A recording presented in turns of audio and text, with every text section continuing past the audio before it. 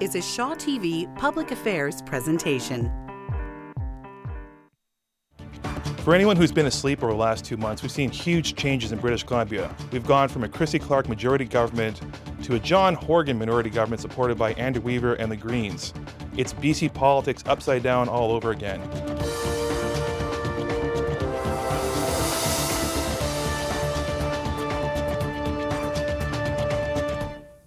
And good evening and welcome to Voice of BC, and I'm Vaughn Palmer, and yes, there's a few things have changed since we went off the air in July, like we now have a government, and well, where do we begin? We've got a different premier, and people have left and people have come back, so I am delighted to have media panel with me tonight to help me sort through all of this. Justine Hunter, welcome back to the show. Thanks, Vaughn. And Mr. Baldrey, good to see you again. Always going to be here. Lots happening. Okay, so let's start off. Name all, how many candidates for the Liberal leadership? Seven so far. Name them in the order in which they entered the race. No, I'm just kidding. Just kidding.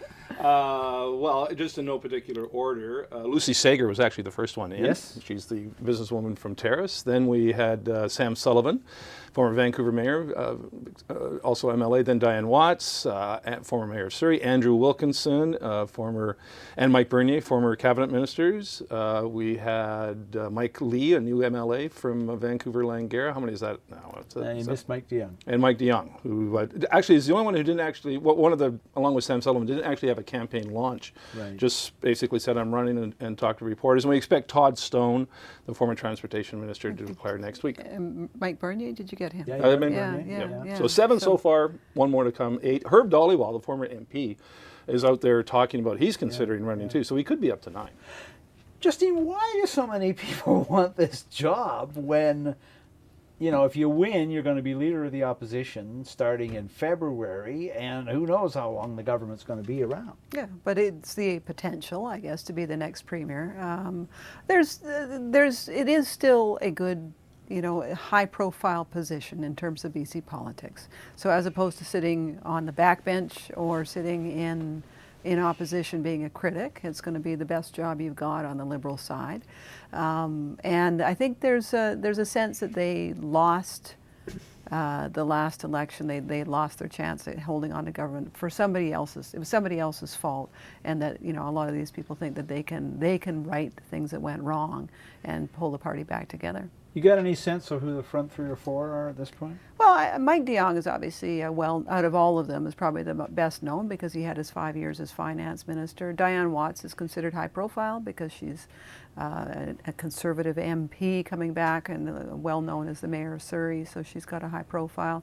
I think, Andrew Wilkinson and Mike Bernier and some of these cabinet ministers don't have the high profile that we've certainly had lots of experience with them, but they're not going to be household names. But this isn't a contest of popularity with British Columbians at large, right? It is it's going to be a vote by the Liberal membership, and I think a little bit of a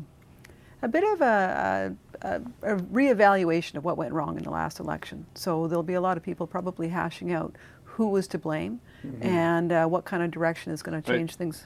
Mistakes were made, but not by me. Yeah. I think Wilkinson, Justine's point is the one people have to get their heads around. This is not a general election. This is a decision that's going to be made by a relatively small group of people who's current members of the BC Liberal Party and people who sign up. And so already you can see signs that Andrew Wilkinson seems to have a pretty good organization that he's put together. So does Michael Lee, who had a very impressive launch with a number of key backroom operatives working for him. Todd Stone, I think, is going to have the same sort of operation. So I put those 3 on the same level as someone like Diane Watts, who is an outsider, and that's a big challenge for her. She's not a member of this party, has no history with people in the party, and it's going to be a challenge for her to sort of translate her popularity as Surrey mayor to a broader base within a party she only joined a couple months ago. Christy Clark, leave them in the lurch? I think that it was unplanned for. They weren't expecting to be having to get into this quite so soon.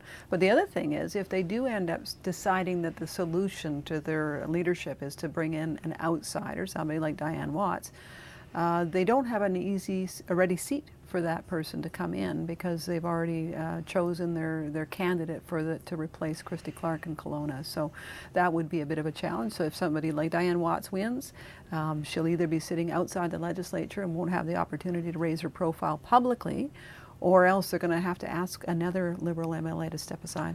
A couple of Liberals have already taken shots at Watts. Mike Wilkinson said you have to be ready to go into the House and take on the NDP on day one, which of course there's only one candidate who isn't in that position. And Mike de Jong took a shot at her a couple times, one saying, where were you in the election in terms of helping us? Also took a shot at her on Twitter by mocking her campaign slogan, which he said was basically copied from an Alberta politician's campaign slogan. So de Jong's out there being quite critical of the outsider.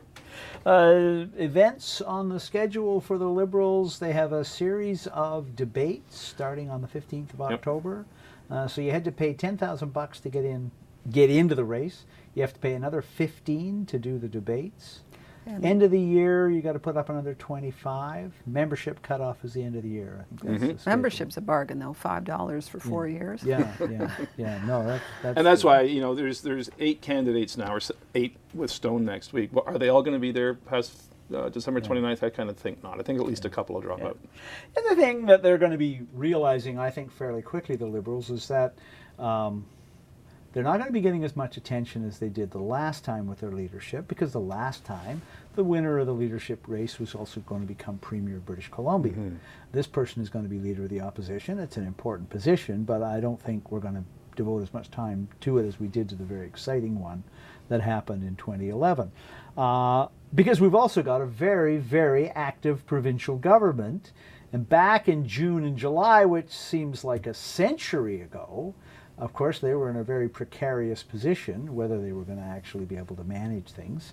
Things have come along. They've done a lot of things already. And Mr. Baldrey, they already have their first big broken promise. Yeah, so this is a promise not to use tax dollars to fund political parties. And John Horgan was asked, we were all there several times, and with us in the press gallery and in other media outlets, are you going to use tax dollars to fund political parties once you get rid of union corporate donations? Not only did he deny that he would ever do that, he belittled the situation, and in fact basically said this is an idea from Christy Clark and she's making it up, she's lying, she doesn't know what she's talking about. So it wasn't just a sort of a dismissal airily, it was quite an aggressive dismissal. No, we will never do that. And suddenly the bill comes in to overhaul the election financing scheme, and it's a great bill on a number of fronts. It does what they set out to do, which is to get rid of union corporate donations, but there is a formula to use tax dollars to fund political parties for the next 4 years, $30 million.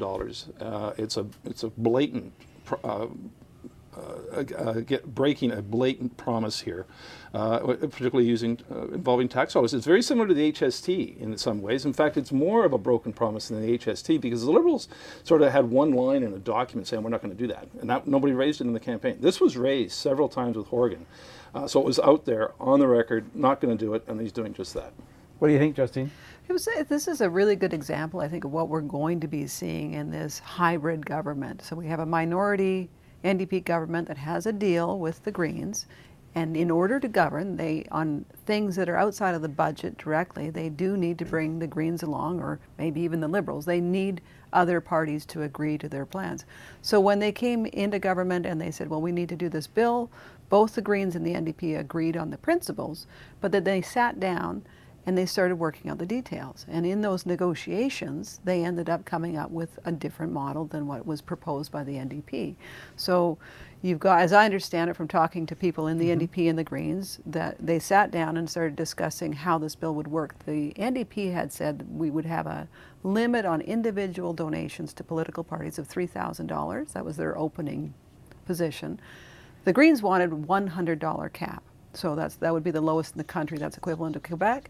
As they started working out how that would look like, they discovered that provinces that have those kind of strict limits also have a public funding model.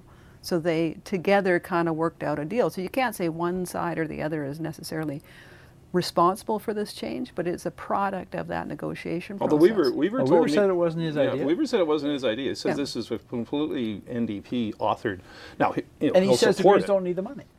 Yeah, but if they hadn't been pushing for those changes, we might have seen a different model. I think that's the thing, is that you are going to see negotiations on bills.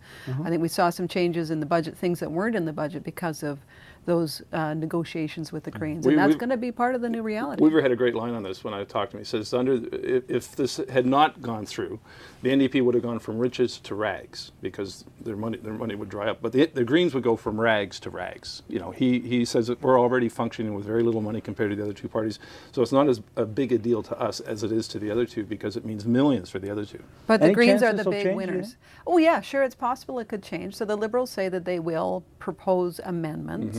And Andrew Weaver from the Greens says he's willing to look at anything the Liberals propose as in the way of amendments, so long as he doesn't think that they're grandstanding. Now, what's interesting is I've been watching the Greens are really checking in with their membership about this bill. On the one hand, they're saying, look, this is great that we brought in campaign finance, but they're asking their membership about, well, what do you think of this other measure? So I wonder if they'll come back if they get a lot of feedback saying this is a bad idea, and they might be more open to a Liberal change. I'm looking on the front page of the Sun today, and I see Weaver saying the NDP is sickening. I mean, that's stronger language than the Liberals used for hiring a whole bunch of party people for the kind of jobs that party people often fill, although the New Democrats have criticized it in the past, so they're fair game. But this guy's got pretty strong language sometimes about his partners. Yeah, Weaver, he's colorful, he's entertaining. He's not the most disciplined speaker when it comes to certain things. Uses very colorful language, but the one moment he calls them sickening, the next moment he'll praise them and says he's having a great relationship with John Horgan. So it's a different thing we're covering down here at BC Politics, and it's quite welcome. I think the one thing is it's certainly showing that the NDP are so far able to withstand the pressure of some of his criticism. The day that Andrew Weaver told me that the NDP promises before the election were irrelevant was a good example. I talked to a bunch of New Democrats after that story came out, and they just sort of went, okay, yeah, that's fine. We can agree to disagree because we're really got our eye on the ball and trying to maintain this government. Yeah, it is fascinating. Let's go, Christina Winter, with a good question to start us off on the government. Here's Christina. Minority governments are often talked about as if they are less effective than majority governments. Yet the NDP minority government so far seems to have been able to move quite quickly on many issues, even if we're still waiting for details on some things to the full budget in February. How would you rate the effectiveness of the NDP minority government so far? Well, if you go back to what people were saying in June and July, the fact that they've survived this long would be surprising. Things have changed, I grant you, but overall, they've done a hell of a lot already, don't you think? Yeah, I think they've made some significant progress on a number of fronts. They got rid of the tolls very quickly, quicker than I thought they would. They brought in the Election Amendment Act, which broadly really overhauls the biggest change in our political system when it comes to fundraising in decades, if not centuries. They've done another number of cabinet orders. They've increased welfare rates. So, I mean, they've only been in power a relatively short time. Still about 3 months. Yeah, and it's going to take some time to get a full read of how effective they are. But right now, I think they're doing just fine. The odd misstep, we just talked about one, maybe a couple other hiccups, but nothing major other than the fundraising tax dollars. But it's working surprisingly well. What do you think, Justine? Yeah, we got into this a little bit on Budget Day. There was a couple of pieces missing from the budget that the NDP had promised to bring in a renter's rebate, and they had promised to launch this $10 a day daycare program. And both those things were conspicuously absent. And Carol James, the finance minister, had to explain, well, we're still consulting. Well, it turns out what they're consulting with is really primarily with the Greens. They haven't agreed on what those programs are going to look like. I don't know that that means that it's a failure of government to be able to get these things done right away. I think the fact that they are spending a little more time looking at a major program like daycare, universal daycare, is probably not a bad thing in the long run. Yeah, I think people will accept too that the circumstances are different. I mean, we'll point out where they've, that's what the agreement said and they didn't quite do it, and that because that's what we do. But I do think that people are going to be interested in this experiment, but I think they'll cut it some slack too, just because it's such a different situation. Yeah, I think people have patience with the new government. Now, that patience is going to run out at some point. I mean, next spring, the spring after that, who knows? But I think they've got extended time to prove themselves, and they're doing pretty well on that front. Question from Jamie Lawson about the CASA. CASA, what is it? What does CASA stand for? Confidence and Supply Agreement. This is the actual text by which the Greens agreed to support the NDP in power. Jamie Lawson. In the last few days, Andrew Weaver said that what the NDP said during the election campaign effectively doesn't mean anything if the Greens really don't want it to happen. When I looked over their agreement, and I actually did, it didn't sound to me as though that was actually what they agreed to. How do you understand what the agreement says about matters that haven't been specified in the agreement? So you got irrelevant. Yeah. What do you think? Well, the point that Andrew Weaver made, was trying to make, I think is a legitimate question. The mandate of this government isn't directly from the public. The NDP did not win a majority government. So the Lieutenant Governor has invited John Horgan on the strength of this agreement to form a government.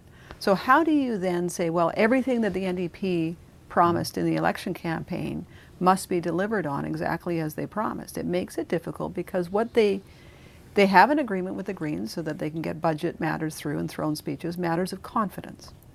But anything else they want to do, they really need to bring somebody else along in order to pass through with a majority in the House. So if it means, for example, that they want to bring in a bill that will, change forestry practices, they need to bring somebody along, and that usually is going to mean negotiating with the Greens. And to that extent, Andrew Weaver's correct that they cannot. They're starting a new relationship here that is going to have to involve some input from the Greens, or possibly, and I think unlikely, but it's potentially you could come up with something with the Liberals. There are 3 or 4 things in that agreement that they said they would do this first session of the legislature. The electoral finance. Electoral finance, also a bill to get ready for the referendum on electoral reform next fall. Yeah. Was 2 of them. The BC Utilities Commission review of Site C. Site C, and do everything they can on lobbyist reform, yes. And I think Kinder Morgan is moving the election date to the fall of 2015. And implied is that the Greens will get full party status at some point. Yes, we keep checking on that, and the bill seems to be hung up at the committee drafting stage. And I understand the Constitutional Act will be amended to say that you only need 2 members to form a political party instead of the current 4, which I think is a reminder that the NDP had 2 members in 2001, and they argued that should be official party status back then. And it should have been. And it should have been, and I think they're going to go back to that. Probably, I would think, maybe next week or after Thanksgiving. One of the unknowns about coming into government is how long it actually takes to get legislation drafted. And the other challenge, which we start to see next week, is how long it takes to get ministry budgets through the House. And so they have a heavy agenda, but we don't know yet how much they're going to get through. Yeah, and of course we know that the Liberals supported the idea of third-party status for the Greens because that was part of their offer to the Greens, so I guess they have to live with that one too. Yeah. So during the summer, we lost a great friend of this show who's been on it many times as a guest, and who, I'm going to have trouble not getting choked up here, was a great, great friend of the press gallery, of the media in the province, of the public, in terms of educating us all about BC politics, the teacher of us all. So we're going to go to a break, and during the break you're going to see a tribute to Norman Ruff. Here it is. Norman was a wonderful colleague at the University of Victoria. He was a great British Columbian, provided insight into our political system. But what I remember most about Norman is his ability to break down that ivory tower, to engage British Columbians and our community in what's going on in the Victoria. We'll miss him dearly.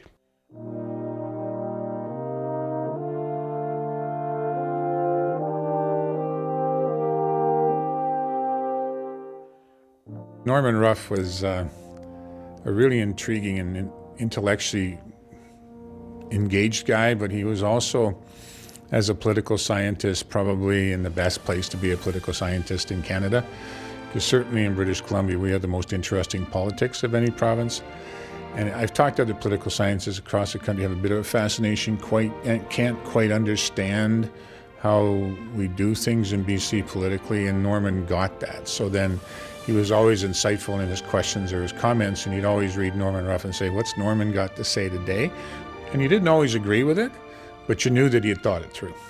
And he was really a great British Columbian from that standpoint, because he really did love British Columbia and the job he did, but he also loved his family and his grandchildren, and he's just a really cool guy.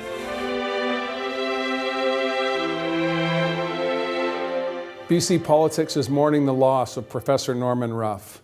Professor Ruff was an integral part of politics in British Columbia for decades. He had an encyclopedic understanding of the scandals in BC politics, but also an acute understanding of the importance of the particular brand of politics practiced here in British Columbia. All sides of the House will miss Norman's humor, his wit, and his unique way of capturing the essence of BC politics. Farewell, Norman Ruff. We'll miss you.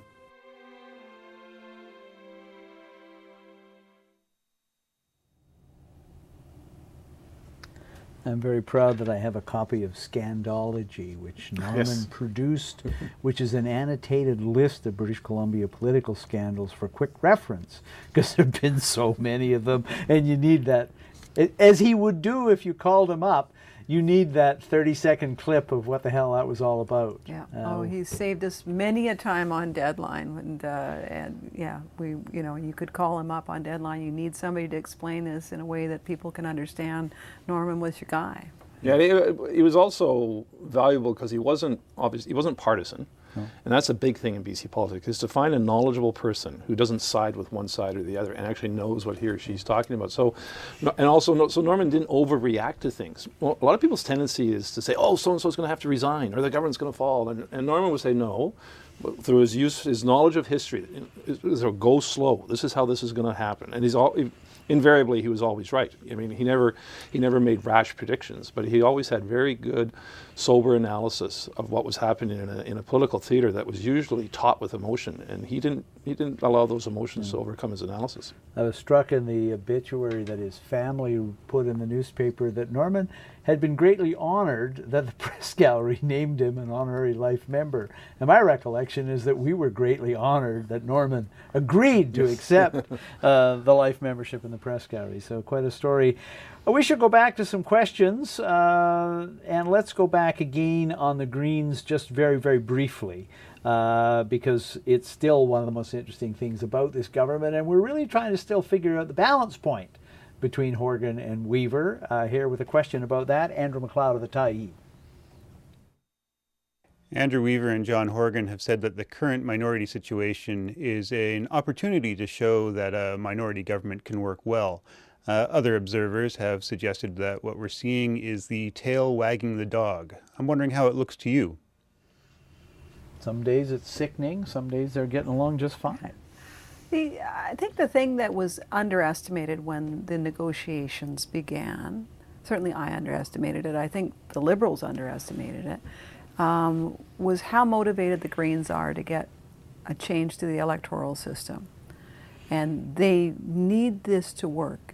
The idea that a minority government can work, because that would be the likely scenario we would be facing if we could change the voting system to proportional representation.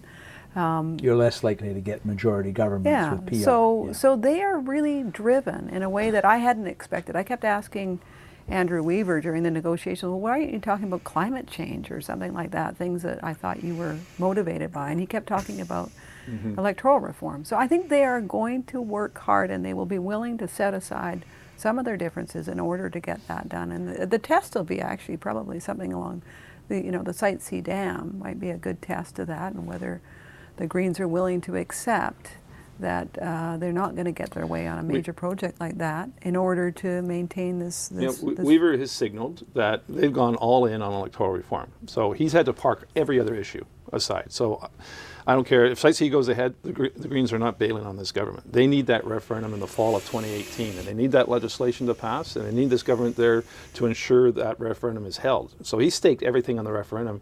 And that means, I think the New Yorkers I've talked to have picked up on this, basically saying, well, we've got carte blanche until then to do what we want, as long as it's not completely outside the realm of possibility of what the Greens might support. But I think by going all in on electoral reform, they've had to park a lot of other issues in the short term.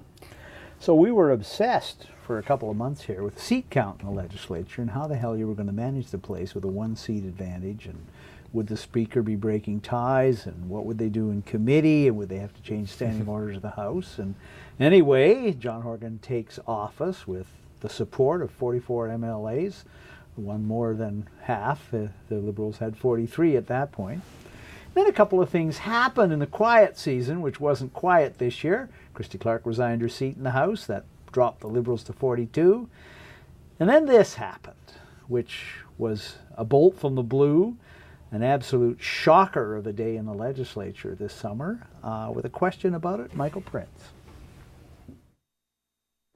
My question is whether Darryl Plecas has poisoned the well, and his ability to be an impartial and independent speaker is dead right from day one. So the House sat. I predicted, moments before it turned out not to be true, that the new Speaker of the legislature would be Raj Chouhan, the New Democrat from Burnaby. And then my colleagues tell me, well, Darryl Plecas is sitting on the back of the House by himself, and we're hearing that he's going to be the Speaker. And up to that moment, he had been a BC Liberal, but... Yes, he dramatically was escorted to the chair by the two House leaders, feigning a hostility or not wanting to actually take the position as speakers are wanting to do. It was a dramatic moment in the House. In fact, it was so dramatic, there was nobody in the public gallery except even political staffers came running up and sat in the press gallery where they're not supposed to sit, just to watch this incredible moment. And the looks on the Liberals' faces were just seething in anger at Plecas. Because they had no... They learned moments before. If Shirley Bond's eyes were lasers, he'd be dead. He'd be poof in a cloud of smoke. So they were very angry at him. But I got the sense, I don't know about you guys, I got the sense over literally a period of just a few days, things started to calm down. The place started to operate the way it's supposed to operate. The Liberals now show every sign of realizing we're in opposition. The NDP realizes we're in government. And the atmosphere, I think, is become a little more clear and less emotional in that place. So I don't think he's poisoned the well. I think it's going to be fine. Because the Speaker doesn't vote, except to break ties, the balance of power in the House now is essentially a 3-seat majority for the NDP. They managed with that in the 90s for quite some time, so that whole issue's gone away. Yeah, I mean, John Horgan is now able to leave the legislature. Leave the province and go to international meetings. Next week he'll be going off to the First Minister's meeting. That would have been a difficult issue for them otherwise. So, that gives them a lot of breathing room. And I think it's taken some of the edge away from the idea that the government's about to fall. I think it's much more solid right now. And my impression in the House is that the Liberals may be angry with Darryl Plecas, some of them for sure. But there's still an inherent respect for the seat of the Speaker. Darryl Plecas has struggled a bit in the role. Yes. He's really, he doesn't remember the names of the constituencies of some of his former colleagues on the Liberal side. They've thrown him out of the party, so they've taken their revenge and made it clear that he's not ever going to get any support if he tries to run again in his seat. But, they will cut him some slack, it appears. When it comes to sort of learning the new role of this very difficult job. I think in terms of giving the new government a chance to show what it can do, it was a good move, and it brought stability to the House, and I think that was a good thing. I don't think Plecas needed to do it the way he did it. No. He could have not blindsided and humiliated his colleagues. He could have called a press conference the day before and announced he was going to sit as an independent and announced he was going to run for Speaker, and they would have at least not had that. It suited the NDP to have it be an ambush, but I don't think it helped Plecas, and I think that's one of the reasons he's having a bit of a rough time in the House. Yeah, well, if you want to, go back on the recent history where he said he wouldn't do this because he would have to have the blessing of the Liberals to do that. So obviously he gave it some thought and changed his mind, and I'm sure he was persuaded. Also explains some of the reason for the confidence the NDP seemed to have before we knew this was happening, because Mike Farnworth had negotiated this, the NDP House leader, with Plecas, and he knew in August that this was going to happen. He'd been carrying this promise around in his back pocket. And I remember a conversation I had with Farnworth in August, where out of the blue he says, you know what, I think our government's a lot more stable than a lot of people think. And I said, yeah, I think you're... No, he says, no, really, it's a lot more stable than you think. And it turns out nudge, wink, the wink. reason he knew that is he knew he had Plekas in the Speaker's position. So Troy's got a good question here. We sit up there in the press gallery, and we've only had 2 weeks of a session, and you're watching the ministers in action, and you're going to their press conferences, and it's a new cabinet, but you're trying to assess them all. So here with a question about how they're doing, rating the ministers, Troy Sebastian, here he is. Every cabinet has its share of heroes and zeros. Although it's early, who are the good performers in John Horgan's cabinet, and who's the dead weight waiting to get cut? They got a pretty strong front bench. Mm-hmm. Yeah, Carol James handled herself, I think, quite well in the budget lockup. There were, some things that she struggled to explain, Yes. but I think that's not unusual. And it's a huge portfolio to take on, and she's handled it well, I think. If you were going to give out awards for taking one for the team, I think David Eby might be in line for some kind of medal, because he ended up carrying that campaign finance bill that was supposed to be a big victory for the NDP to finally get this change through. And he really struggled to explain why they, out of the blue, decided to throw in the public financing. I think that was badly handled, but I don't think it'll end up being carried by him entirely. That was a decision that was made by government more broadly. I was amused in the House the other day to see a couple of the unsuspecting Liberals get up and try to trap Adrian Dix on a health issue. Give it up. No, I mean, I would, if want my advice, Liberals, don't bother to try to get the goods on Adrian Dix on healthcare. He's already memorized that complex file. I actually brought up an issue with him of a drug that wasn't being covered. He knew everything about it. He's committed a lot of these things to memory. He knows the file inside and out. He was a health critic for years. I think they're going to learn, other than the daily tragedies that occur because of waiting lists. I don't think they're going to be able to pull the rug out from Adrian Dix very, very often. In terms of you're right, they have a very strong front bench. I think aside from that one misstep with the tax subsidy, I think David Eby's been very strong. I think Dix is, as I say, very hard to trip him up as health minister. Mike Farnworth, very capable Solicitor General. I think education's been fine with Rob Fleming. Melanie Mark, I think, she had a bit of a stumble and question period in advanced education. I think, we're waiting for some details from some of these ministers. Selena Robinson's promised a lot for housing and those types of things.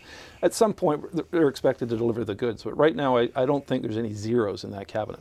Yeah, there's a bunch that we don't know much about yet. Sure, and I think there's Michelle Mungal in Energy is going to have a huge test ahead of her later this year. That's going to be a tough one. Yeah, but that's going to be a tough one to handle. There's no win-win for the NDP on the Site C decision. I think it's going to be tough no matter which way they go. And Claire Trevin it's going to be tough for her to live up to her campaign promises. She's responsible for BC Ferries to make the ferry system an extension of the highway system, which carries with it some enormous financial implications. And she killed the Massey Tunnel replacement, but with a plan that could end up being of just kicking the problem down the road, because they want to deal with the congestion issue and all that. So that one's going to be tough. Tillman with a question on what they're doing on this issue, and they've given some indication this week, but there's still some questions. So here's Bill Tillman. One of the sleeper issues for the last while has been marijuana licensing, and yet the program must go into effect in 10 months, according to the federal government. Do you think BC has done enough to prepare as any province? And what are the pitfalls for provinces who are looking at all the money they can make from dope, but not necessarily fully aware of all the licensing and other problems? The trick of marijuana legalization, all three levels of government in Canada agree with this. The trick is to stick other levels of government with all the problems and all the costs and keep as much of the money as you can for yourself. I ran into Carol James in the hallway, the finance minister. I was part of the delegation of New Democrats that went down to the States to study this. And she said, the one thing I remember is that there isn't a huge pile of money to be made off of this, right? There's a whole lot of problems and a whole lot of administration. We saw Mike Farnworth this week talking at the Union of BC, the municipalities. Yes. Saying, well, we're going to study it some more, but maybe what we'll end up with is every municipality making up its own rules around how they want to handle distribution. You think about Victoria and how many little municipalities and little. I mean, Just are you how going to many have? that are named Saanich? You're going to have one set of rules in Victoria, a different set in Oak Bay, and another one in Saanich, You and then bet. Esquimalt. I don't even know how you would enforce that. So I think they have a lot of work to do. I'm not surprised they're asking Ottawa for more time. That's like the I think they're kind of welcoming some of the other provinces getting out ahead of them to see if some of the stuff they're doing elsewhere works. Let Ontario go first. Sell it in liquor stores. See how that works. I think this is a logistical nightmare that's awaiting for all levels of government. Already we're hearing at the UBCM convention there are concerns being expressed by mayors. I mean, not every small town out there wants a bunch of marijuana retailer outlets in their communities. Victoria, you walk down Douglas Street in Victoria, you walk probably past 24 of these things just in a couple of miles. So one of them across the street from the police station. That's right. Yeah. So it's I think municipal politicians in particular are most worried about this. Bruce Halser, good question. This one does arise out of the budget, the budget update that we got from the NDP, and it's a question that's just hanging there in the air for next year. Here's Bruce. In the NDP's first budget, the financial update, they didn't do a lot, but two things they did were pretty significant signals. First of all, they increased income tax rates on people earning more than $150,000 by essentially 7%, from about 15% to about 17%, which results in a 7% increase in their net taxes on that income. And then at the same time, they increased the small business corporate tax from 11% to 12%, which is about a 9% increase on that tax. Is this what we can expect from the NDP? Taxes on business, taxes on high income earners? And coupled with federal tax changes, should we expect a brain drain in British Columbia? Should we expect a flight of capital, as happened in the 90s, the last time the NDP were in government? I'd put it a little bit differently. They increased the corporate tax, but they reduced the small business tax. Yes. They also brought in a big increase in the carbon tax, and it's no longer revenue neutral. The other thing, and maybe I'll get you to respond to this, they raised a bunch of taxes, and they used all the money to keep about half of the promises they made. The other half of the promises, like getting rid of the rest of MSP premiums and paying for $10 a day childcare and that, are not funded. Are they going to have to raise more taxes to pay for all that? Yeah, I think they've got some tough decisions to make in that February budget, because they do need to move ahead on daycare. They do need to move ahead on the renters rebate they promised in the campaign. The reason why the NDP is able to form a government at all is because they picked up a huge amount of support in Metro Vancouver around their commitments on affordability. They have to move on that. They can't stall. And I don't think the Greens are going to get in the way of them doing that. It was an argument about how you do those things. So there's certainly some big bills coming in the February budget. They've used up that bit of tax room that they had by increasing the taxes that they had promised, and suggested they would do in the campaign. So they're going to have to look at something else. I think the stuff they did on the carbon tax that was interesting has given them some room, because they can now take some of that money from the carbon tax and start putting that towards things like transit, and reduce some of the pressure in other areas that way. Inevitably, if they want to stick to these campaign promises, particularly $10 a day daycare, they're going to either have to raise taxes, and you're right, the carbon tax over time will give them some relief on that front, but they're going to either have to raise taxes or start running some pretty big deficits, because that $10 a day daycare program is a very expensive one. She brought in a projected surplus $250 million or so with a forecast allowance. So unless revenues dramatically increase over time, they've got two choices: raise taxes or run deficits. If they want to fund these programs that were a hit in the election campaign, I agree with Justine.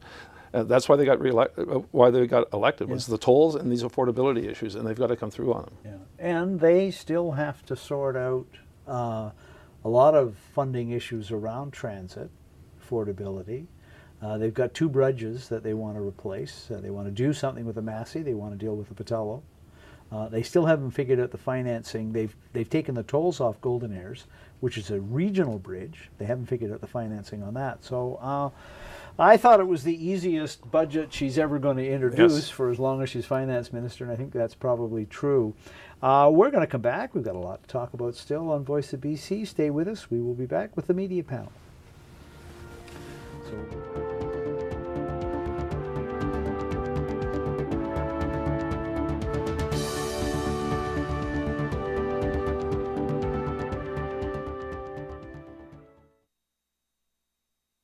The BC Liberal leadership campaign has only just started this week, and already we have more contestants than in a clown car at a circus.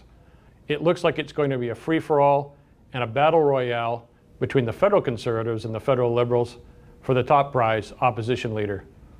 Who will come out on top? Who will leave the big tent unhappy? All remains to be seen.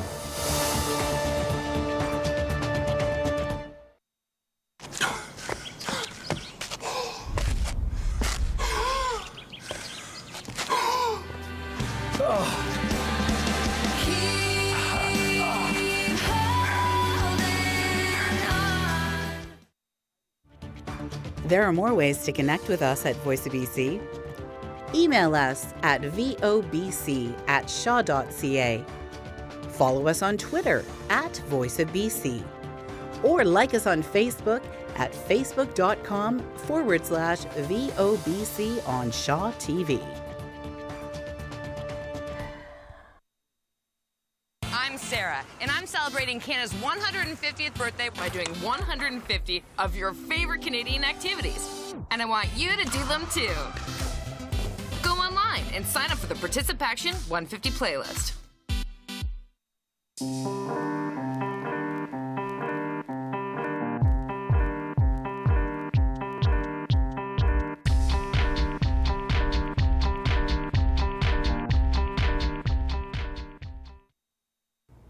So for Justine and Keith, first of all, Justine, summer camping, away for a couple months, coming back to the craziness of the legislature. I wonder just how you feel about it. And Keith, you know, I know you're a sports fan. I know you're into it, but the Seahawks are still going to win the Super Bowl this year.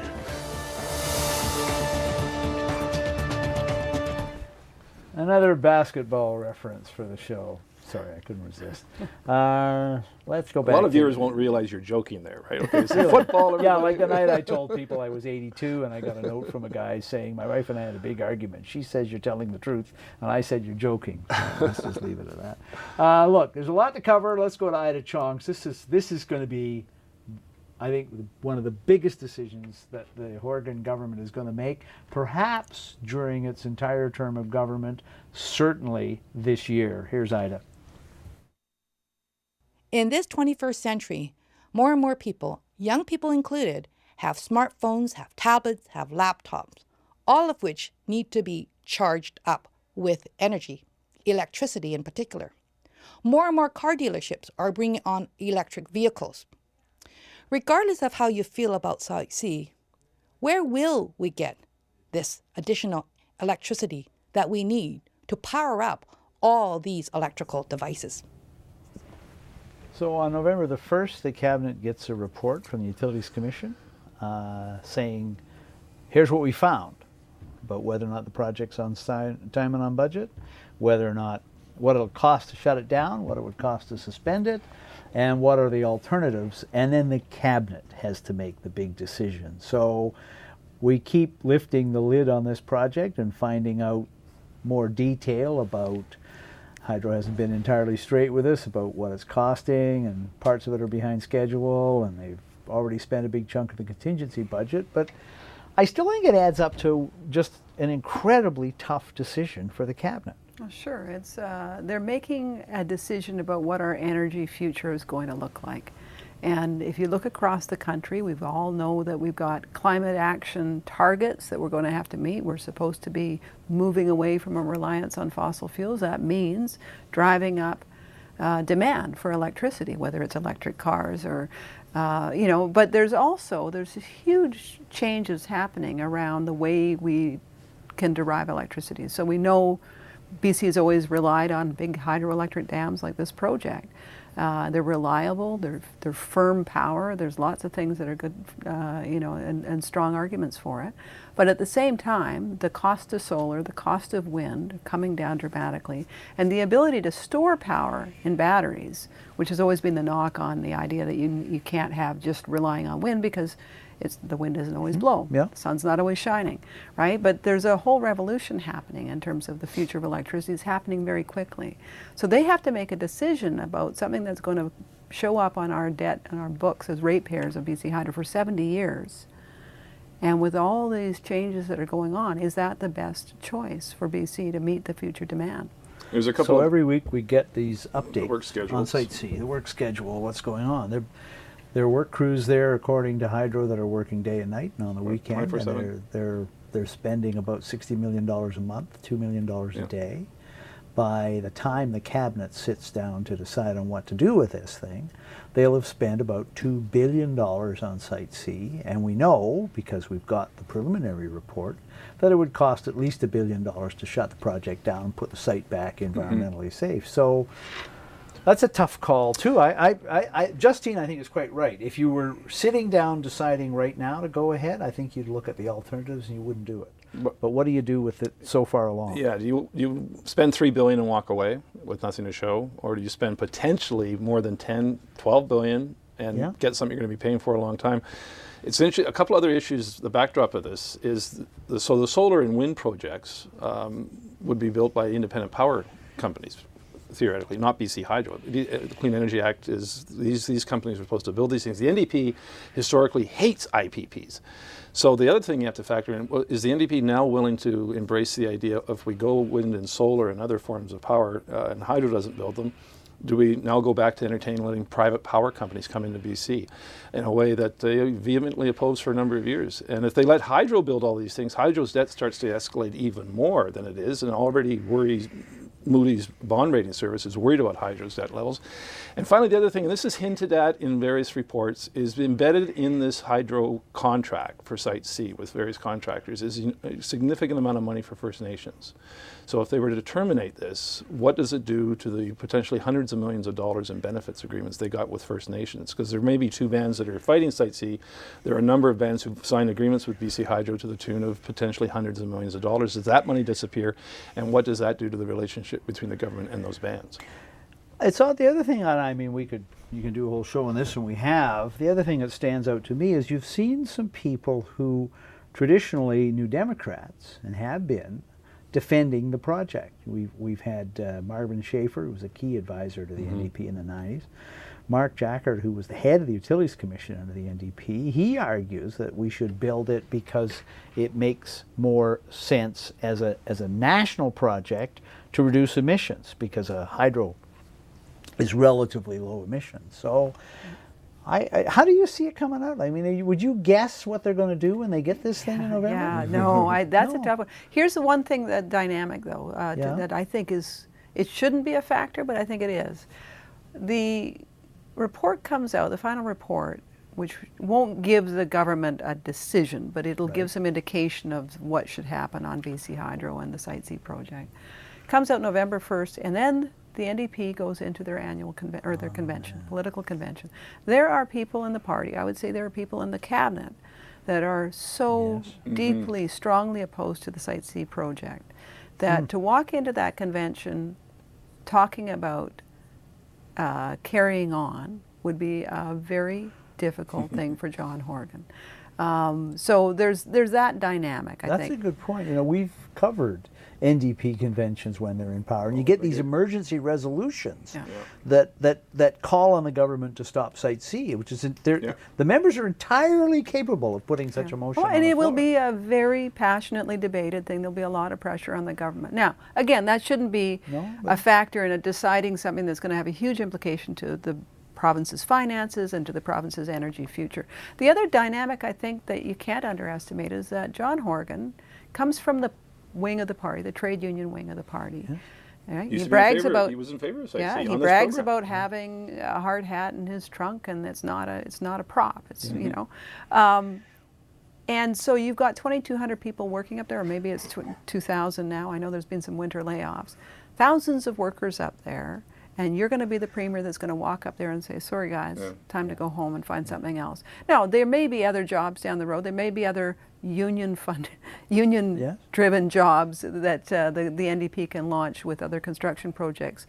But in that moment, you're going to be the guy that's going to go up and hand out those pink slips. I think that's a tough one for the NDP. The one thing if I could convey to people is, from all the stuff I've read, is that this is not going to be an easy decision for the government. There are plenty of critics out there who just kill it, right? And that was the Green Party's position. But this is a tough one.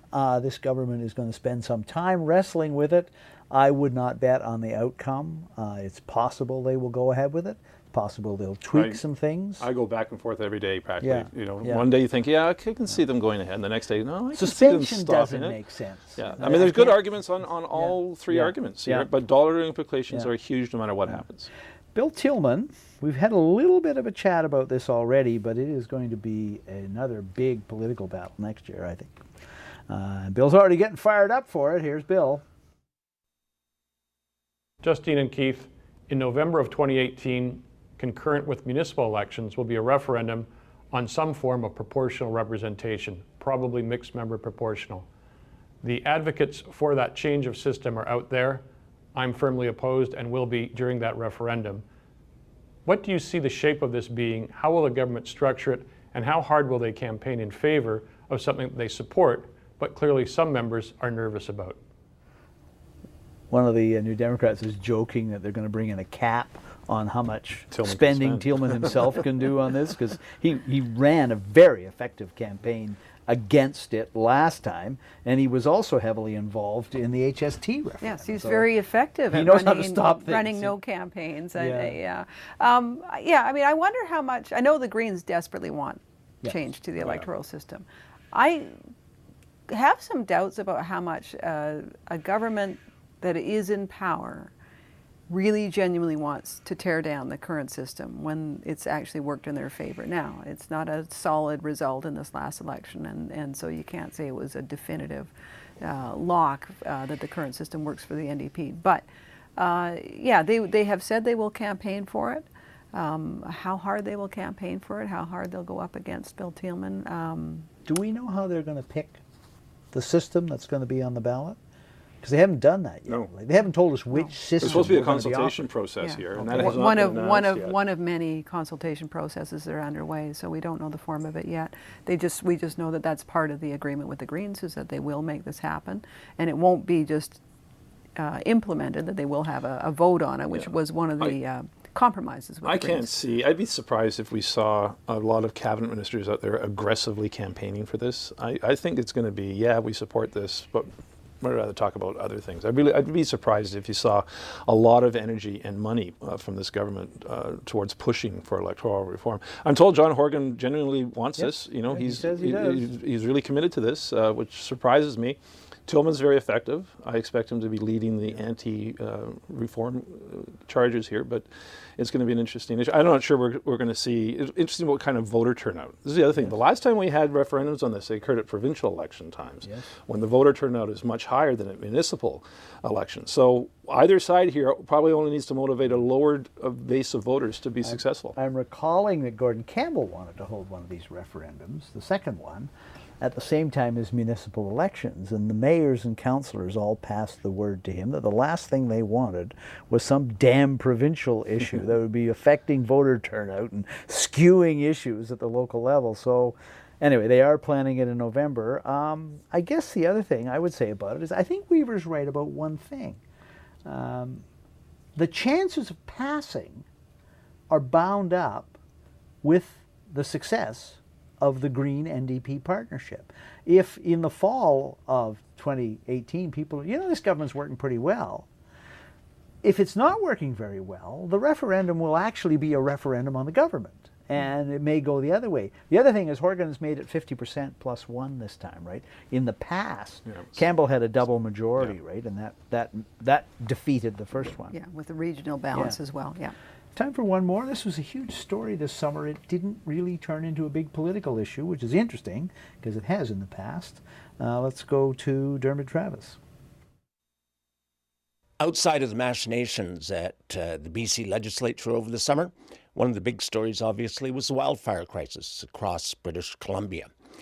In my appraisal, Todd Stone, who at the time was a lame duck minister, did an incredibly great job in handling the file, both for the government and also for British Columbians who were affected by it. I'm interested in how you feel the two governments handled the wildfires. Was there something notable in terms of the difference? And do you believe that all the communities will be able to survive as they come out of the crisis? John Rustad handled some of that too, in my recollection. It is, I mean, we've had bad forest fire seasons in the past, that also turned into fair-sized political scandals because of the way that was handled, or the communications, or the fact that we didn't seem to be controlling the resources. I know the New Democrats are going to have a review now that the season is over on what we could do better, and that's wise. But it strikes me that it went fairly well. I don't mean it wasn't a bad season. I mean the government and the political side of it seemed to be managed fairly well. Yeah, and there's an ample opportunity to review whether or not, for example, the NDP might want to look at it, whether the previous government did enough to prevent, by cleaning up. There's a huge backlog of the debris, and the areas where you have interface is where we get the most attention, where communities and forests meet. There's been years and years of study. In fact, Adrian Dix was an able critic on this issue of trying to clean up to make sure that those structures and dwellings aren't threatened. So there'll be lots of recriminations, I think, around that. But you just lost, to the other point, the equivalent of the entire year's harvest in the interior. And so you've got on top of the mountain pine beetle and now the fires, and you've got the worries about softwood lumber. These communities are going to be hurting. And they're going to have to be thinking about a different kind of future that is even less reliant on timber as it has in the past.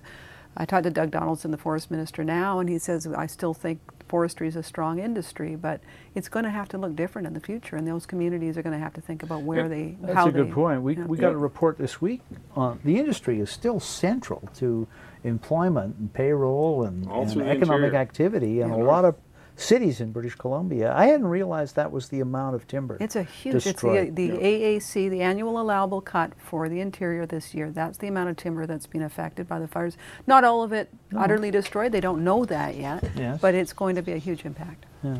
Well, talking to our reporters who were covering it in the field, they've reported residents had, again, we saw this in previous years, there's a communications problem at the beginning as crews and everything try to figure out how much do you inform the community of what's going on. And it seemed to be a lot more frustration and concern by residents who were impacted and imperiled by evacuations, not being able to drive down a road. But it seemed to improve, by all accounts, by and large, as the season progressed. So things seemed to be a little better in reassuring people and telling them exactly what was going on around them as basically forest exploded all around the interior.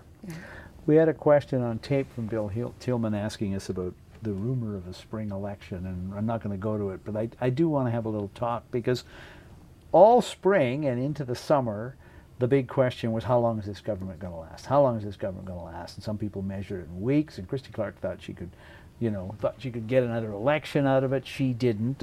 And some people said 18 months, because that's the average lifespan of a minority government in Canada. But let's talk about this. What's the prognosis now? How long are they around? Well, I think that referendum in the fall of 2018 is at least how long the Greens want to try and keep this alive. I think Andrew Weaver will test the goodwill of the NDP with some of his efforts to try and keep his party separate and apart and still clearly defined as an opposition party. But I do think that they're working really hard to try and keep that coalition, and it's not a coalition, but that partnership alive at least until the fall of 2018. And the other factor here at play is pensions. So anybody elected in 2013, it's 6 years from your election. So we're talking May of 2019, where it's in Andrew Weaver's self-interest to keep things going, because that affects his pension. I'm saying that's how stunningly cynical. I'm not saying this is Mike Farnworth's point. Mike Farnworth makes this point that the class of 2013 need to be there through May of 2019, because it's not just Weaver; it's anybody elected in 2013 would lose significantly financially were they to pull the plug before then. So I think that's really the most realistic target for this government's hanging around, and potentially even longer than that. This could go, the day Plecas came speaker, Farnworth walked out of the chamber and said, 4 years, we've got 4 years. May not last 4 years, but it certainly looks a lot more stable and a lot stronger than it did in the summer. Think you'll see some retirements on the Liberal side? Yeah, we'll see what happens with this leadership race. I think that will help define where the party wants to go in terms of whether they're going to be the same coalition party they were. Pretty much for us tonight. Thank you, Justine. Thank you, Keith. Thank you to my voice for just quitting at the very end. Next week on Voice of BC, Carol James. Thank you for watching. and tune in next week as well. Good night.